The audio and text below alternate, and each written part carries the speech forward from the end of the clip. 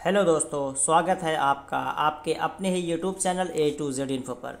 दोस्तों, आज हम डिस्कस करेंगे सीटेट के सोशल स्टडीज़ के जो क्वेश्चंस होते हैं उसके कुछ थ्योरी और साथ ही साथ कुछ एमसीक्यूज़ या कह सकते हैं प्रीवियस ईयर क्वेश्चन जो पूछे गए हैं बार बार या इस सब्जेक्ट पे जो क्वेश्चंस बन सकते हैं उन सभी बातों को हम डिस्कस करेंगे। और इसको हमने तैयार किया है और उन्हीं बातों को इसमें हमने रखा है सिर्फ जो आपके एग्ज़ाम से रिलेटेड काफ़ी यूज़फुल है, लाभदायक हैं। तो चलिए, पहली बार चैनल पे आए तो ज़रूर चैनल को सब्सक्राइब करके रखें, दोस्तों को शेयर करें और फिर इससे आपको फ़ायदा हो तो वीडियो को ज़रूर अपने सर्कल में शेयर कीजिएगा। पहले हम समझते हैं हिस्ट्री का। जो हमारा आज का जो पोर्शन है वो हिस्ट्री का हम समझेंगे, इतिहास का हम समझेंगे। इतिहास अपने आप में क्या होता है? इतिहास जो होता है वो अपने अतीत या बीते हुए कल के बारे में बात करता है और बीते हुए कल के बारे में जानने ही को इतिहास कहते हैं। तो ये आपका हिस्ट्री की थोड़ी सी डिफिनेशन है और मैं इसको हिंदी और इंग्लिश दोनों में लेकर आया हूँ। बाइलिंगुअल है, आप इसे आसानी से पढ़ सकते हैं। और डिस्क्रिप्शन बॉक्स में मैंने अपना टेलीग्राम का लिंक दिया है टेलीग्राम का, तो वहाँ से आप टेलीग्राम ज्वाइन कर लीजिएगा। ये पीडीएफ पूरा आपको मैं टेलीग्राम पे शेयर कर दूंगा, आप वहाँ से डाउनलोड कर पाएंगे और आंसर के साथ, यानी जो क्वेश्चन मैंने डाला हूँ उसका आंसर भी आपको पीडीएफ में रहेगा। तो आप आसानी से उस पीडीएफ को डाउनलोड कर लीजिएगा वहाँ से और पढ़िएगा और वीडियो को पूरा देखिए, आपको बहुत फ़ायदा होगा। तो ये क्या हो गया?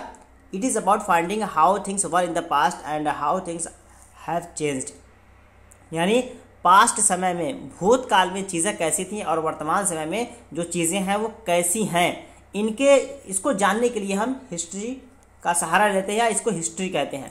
आगे पॉइंट की तरफ चलते हैं, डेट्स इन हिस्ट्री। अब देखिए, हिस्ट्री जो है इतिहास में है, उनमें जो तिथियां हैं, तारीख हैं, उनको किस किस नाम से जानते हैं। इसमें आप पहले तीन चीज़ को आप दिमाग में रखिए। एक आपका आएगा एडी, दूसरा आएगा बीसी और तीसरा आएगा सीई। ठीक, AD BC EC CE sorry. इसका पहले आप फुल फॉर्म याद कर लीजिए। एडी का होता है एन्नो डोमिनी, बिफोर का, बीसी का होता है बिफोर क्रिस्ट और सीई का होता है कॉमन एरा। तो अब समझ लेते हैं कि ये तीनों कब कब इस्तेमाल होता है। देखिए, all dates before the birth of Christ, ठीक है, ईसा मसीह से पूर्व जो डेट है, ठीक है, उसे हम क्या नाम देते हैं? बीसी देते हैं। For example, descending order and dates after Christ are counted in ascending order. As soon as we compare the past with present we prefer to time we talk before, ठीक है, बीसी मतलब पहले के बारे में अगर बात करते हैं तो बीसी, जाहिर सी बात है आपके बीसी में बिफोर लगा हुआ है, तो पहले ये ईसा मसीह के जन्म से पूर्व का जो अगर समय आप लेंगे तो वो बीसी आप उसे काउंट करेंगे और ईसा मसीह के बाद, जन्म के बाद का जो पीरियड आप लेंगे वो आपका एडी कहलाएगा। तो ठीक है, तो ये आपको एडी और बीसी में फ़र्क पता होना चाहिए। और साथ ही साथ ये भी समझिए, कॉमन एरा एडी को कभी कभी कॉमन एरा कह दिया जाता है। तो कुछ नहीं, इसमें आपको एसी जो आपका है बीसी है, एडी है और सीई, इसे याद रखना है कि ईसा मसीह के पूर्व से पहले जो पीरियड है वो बीसी में आता है, ठीक है, और ईसा मसीह के जन्म के बाद वाला जो आएगा वो एडी में आएगा और इसी को सीई कह देते हैं, कॉमन एरा। तो ये बात याद रखें। अगले पार्ट की तरफ चलते हैं। यही बात मैंने हिंदी में भी लिखा है यहाँ पे, सोर्स ऑफ इंडियन हिस्ट्री, ठीक है, भारतीय इतिहासों के स्रोत क्या है, किनके माध्यम से हमें पता चलता है कि वो क्या चीज़ें हैं। तो वो डिफरेंट रिसोर्सेज से उन्हें हम इकट्ठा करते हैं। सिविलाइजेशन हो गया, सभ्यता हो गया, ठीक है, संस्कृति हो गया, बिलीफ हो गया, रिलीजियस हो गया, रिलीजियस के मानने वाले लोग हो गए। इन सारी चीज़ों के बेस पे हम क्या करते हैं, हिस्ट्री के जो आपके स्रोत है, रिसोर्सेज हैं, उन्हें हम कलेक्ट करते हैं। अब यहाँ पे देखते हैं, कुछ रिसोर्सेज हमने यहाँ पे लिख रखे हैं जिनकी मदद से आप पता कर सकते हैं। The sources of Indian history are following types, ठीक है। तो यहाँ पे पहला क्या, लिटरेरी सोर्स पे पहले आपका क्या है कि लिखी हुई जो रिसोर्सेज हैं उनके बेस पे हम करते हैं। तो इसमें हमें सिर्फ दो चीज़ों पे अभी जनरली ध्यान देना है। पहला क्या है, written by hands on palm leaves, ठीक है, यानी पाम लीव्स पे, ताड़ के पत्ते पे जो हाथ से लिखा हुए दस्तावेज हैं उनके मदद से हमको जो है हिस्ट्री का स्रोत पता चलता है। दूसरा क्या है, बिर्च के जो है ट्री के जो आपका छिलका है, पेड़ का जो छिलका है उस पे लिखे हुए चीज़ों के बारे में हमें पता चलता है। तो दो चीज़ आपको याद रखना है कि आपका पाम लीव्स है और बार्क ऑफ बिर्च ट्री, इनके चीज़ों पे लिखे हुए के माध्यम से हमें क्या करना होता है, हमें पता करना होता है कि हाँ लिटरेरी सोर्स या प्राचीन काल में लोग कितना जानते थे या क्या वो जानते थे, उनकी सभ्यता क्या है, उनकी संस्कृति क्या है, उनका कल्चर क्या है, उनकी सकाफत क्या है, इन चीज़ों के बारे में हमको पता चलता था। और उनके साथ साथ रामायण का भी सहारा, महाभारत है, उपनिषद है, जितने भी वेद हैं उन सभी का सहारा लेते हैं। बुक्स वगैरह भी हो जाती हैं, जैसे कि कौटिल्य की बुक है, अर्थशास्त्र है, तो इन सभी के रिसोर्सेज के बेस पे हम क्या करते हैं, पता लगाते हैं कि लिटरेरी सोर्स के अंदर ये सारी चीज़ें आ जाती हैं। ये भी क्वेश्चन बन सकता है कि प्राचीन काल को समझने के लिए लिटरेरी सोर्सेज कौन कौन से हैं। तो ये लिटरेरी सोर्स आपको ये पाम लीव्स याद रखना है और बार्क ट्रीज, ठीक है, यानी पेड़ का जो छिलका है उस पर लिखे हुए चीज़ों के बारे में अगर पता चले वो हो जाएगा। और उनके अलावा जो ग्रंथ हैं इन सभी की मदद से। अगले पॉइंट की तरफ चलेंगे। अगला है आर्कियोलॉजिकल एविडेंस। आर्कियोलॉजिकल एविडेंस का मतलब क्या हो गया कि जो बिल्डिंग्स है, जो हमारे धरोहर है, पुरानी बिल्डिंग है, वो भी कहीं ना कहीं हमारे हिस्ट्री को बताती हैं, हमारी इतिहास को बताती हैं। तो उनकी मदद से भी हम समझ सकते हैं कि हमारा जो भूतकाल क्या है, हमारा इतिहास क्या है, इनसे भी हमको सहायता मिलती है। अगले पॉइंट की तरफ चलेंगे। अगला जो हमारा है वो है इंस्क्रिप्शन, ठीक है।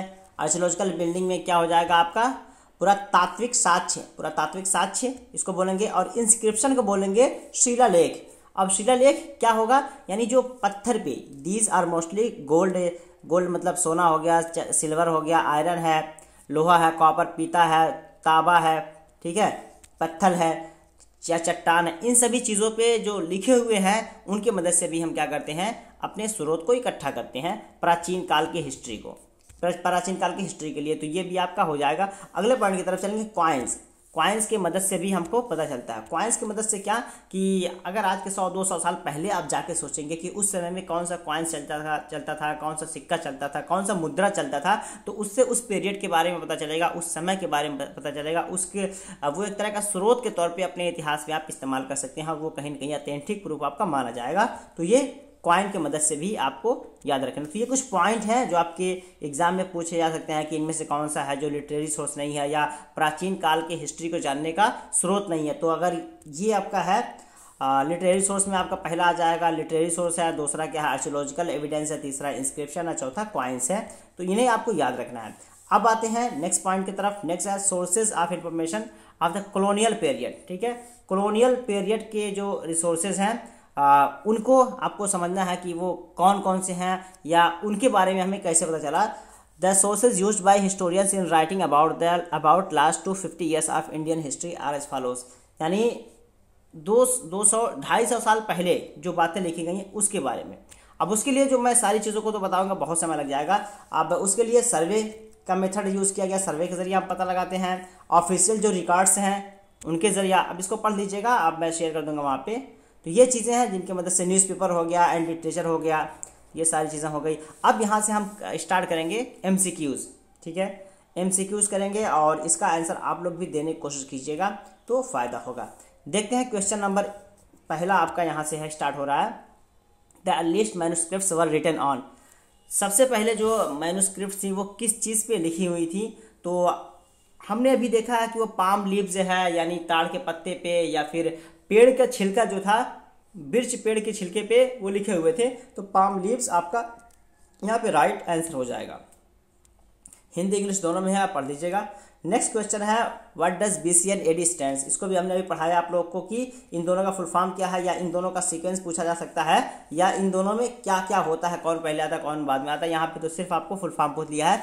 BC का मतलब बिफोर क्राइस्ट, AD का मतलब एनो डोमिनी, और AD को ही क्या बोलते हैं, कॉमन एरा, यानी CE कॉमन एरा। तो यहाँ पे आपको देख लेना कि ये कहाँ पे दोनों पाया जा रहा है। तो बिल्कुल ये आपका 2 में पाया जा रहा है, before Christ and anno Domini. तो ऑप्शन 2 आपका बिल्कुल सही हो जाएगा।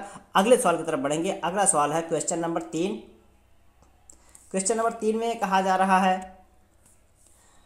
विच of the following characteristic of manuscripts, यानी मैन्युस्क्रिप्ट जो है उसकी इसमें से कौन सी कैरेक्टरिस्टिक है ये बताना है आपको। It is written on a hard surface such as stone और मेटल। 2 में कहा जा रहा है it is an old book written by hand. It is C में है it is written on palm leaves और on specially prepared bark of the birch tree. पहली बात ये तो सही हो गया, पाम लीव्स हो गया, क्या नाम है, बिर्च ट्री की बात की जा रही है। दूसरा क्या है, रिटन बाय हैंड, ठीक है। रिटन बाय हैंड मतलब मैन्युस्क्रिप्ट जो आपका पाम लीव्स पे जो लिखा जाता था वो भी कहीं ना कहीं बाय हैंड ही लिखा जाता है। वो एक तरह की पुरानी किताब मानी जाती थी। तो BC तो सही है, ठीक है। और बी सी सही है। अब पहला नहीं सही है इसलिए कि स्टोन की बात नहीं की गई है, ठीक है, स्टोन पे लिखना जो है वो वाली स्टेटमेंट सही नहीं है, तो यहाँ पे हम बी और सी के साथ जाएंगे, तो ऑप्शन 2 बिल्कुल सही हो जाएगा। अगले सवाल की तरफ चलेंगे। अगला सवाल है जो यहाँ पे हमारा वो क्वेश्चन नंबर, मैं फिलहाल इंग्लिश से डिस्कस कर ले रहा हूँ और हिंदी देख लीजिएगा। Question number 4, which one of the following statement is false. इनमें से कौन सा एक ऐसा कथन है जो असत्य है। History is about changing that over time, about finding out how things were in the past and how things have changed. History में क्या होता है, इतिहास में क्या होता है कि हम ये जानने की कोशिश करते हैं कि पहले समय कैसा था और अब समय कैसे है। बिल्कुल पहला वाला सही है। तो आपको इसमें क्या पूछा गया, गलत पूछा गया है। 2 में देखते हैं, in the histories narrated by British historians about Indian the role of each governor general was important. यानी हिस्ट्री में जो ब्रिटिश गवर्नर्स हैं उन्होंने क्या बताया कि जो गवर्नर के जो जनरल गवर्नर के जो रूल है उनका जो पीरियड है बहुत ज़्यादा महत्वपूर्ण है। ये भी सही है कि उन्होंने कहा कि हर वो गवर्नर जिसने भी हुकूमत की उनका दौर या उनका पीरियड, उनका समय या उनका जो काल है काफ़ी इंपॉर्टेंट है। ये भी सही है। 3 में आते हैं, James mill divided Indian history into 3 periods, Hindu, Muslim and Christian. तो ये जेम्स मिल का स्टेटमेंट दिया हुआ है, ठीक है। तो ये आपका उन्होंने जो डिवाइड किया था, हिंदू मुस्लिम में तो डिवाइड किया था और क्रिश्चियन में नहीं डिवाइड किया था, बल्कि इन्होंने ब्रिटिश में डिवाइड किया था। आप सीक्वेंस याद कर लीजिए कि जेम्स मिल ने डिवाइड जो किया हिंदू मुस्लिम और ब्रिटिश, तो इस वजह से ऑप्शन 3 आपका यहाँ पे सही हो जाएगा कि पूछा है गलत कौन सा है, तो आपका बिल्कुल 3 सही हो जाएगा। अगले सवाल की तरफ चलेंगे। अगला सवाल है क्वेश्चन नंबर 5। क्वेश्चन नंबर 5 में कहा जा रहा है, which is the criteria to decide that a particular date is important in history. यानी पूछा जा रहा है कि इनमें से कौन सी एक ऐसा इतिहास है जो सबसे ज़्यादा मतलब कौन सा एक ऐसा पॉइंट है, कौन सा ऐसा क्राइटेरिया है जो इतिहास में सबसे ज़्यादा महत्वपूर्ण माना जाता है। The theory they are the date of birth of the king और एम्पेरर। यानी राजा का जो जन्म दिवस है वो सबसे ज़्यादा इंपॉर्टेंट माना जाता है। अ पर्टिकुलर इवेंट और set of events has occurred on और अराउंड दैट डेट। यानी कोई ऐसी स्थिति, कोई ऐसा वक्त जो उसके आसपास गुजरा हो।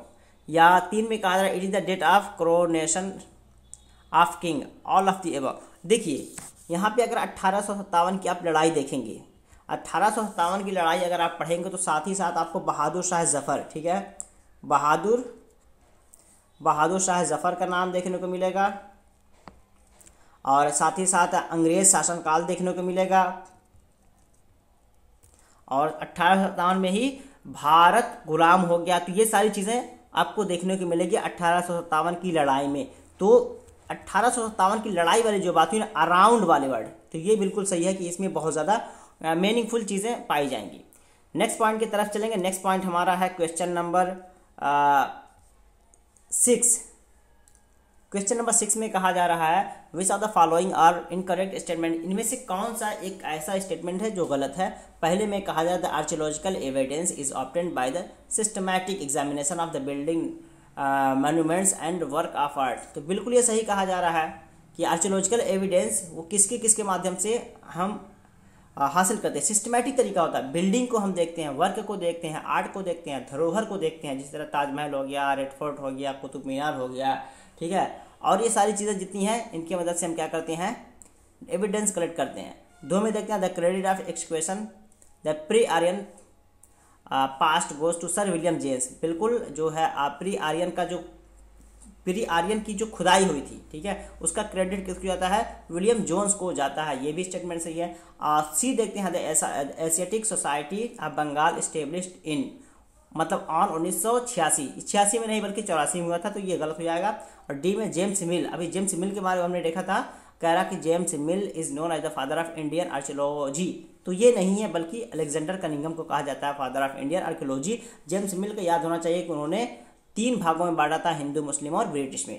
तो ये आपका बिल्कुल सी और डी जहाँ भी है वो बिल्कुल आपका राइट ऑप्शन हो जाएगा, सी और डी यानी option 2।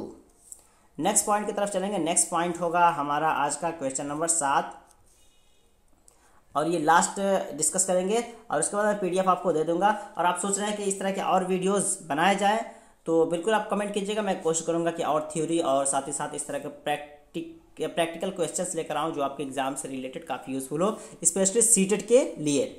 Consider the following statement, A and B and choose the correct option. ठीक है, ए बी और करेक्ट ऑप्शन को कौन सा आपको इसमें लग रहा है। पहला देख लेते हैं। पहले में कहा था inscription are the most reliable evidence and the studies called epigraphy और प्लाइलियोग्राफी।